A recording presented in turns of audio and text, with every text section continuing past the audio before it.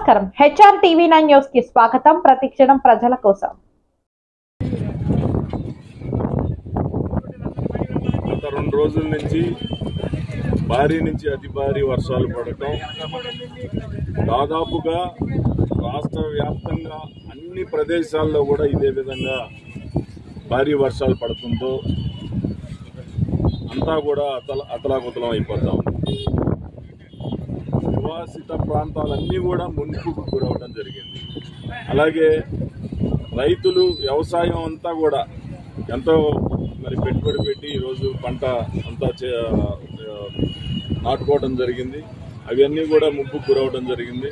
ఇప్పుడు ప్రస్తుతం కృష్ణానది వరద ఉధృతంగా వస్తుంది. సుమారుగా ఈ రాత్రికి 10-11 లక్షలు రీచ్ అవుతుందని చెప్పి ఒక అంచనా ఉంది.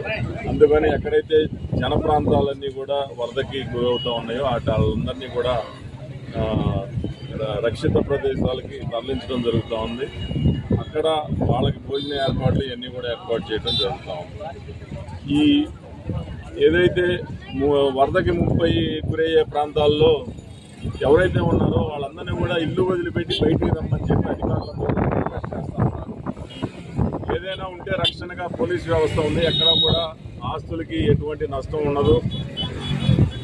అందరూ కూడా తరలి వచ్చి ఎక్కడైతే షెల్టర్లు ఉన్నాయో వాటన్నిటిలో కూడా తలదాచుకోమని చెప్పి విజ్ఞప్తి చేస్తూ ఉన్నాం.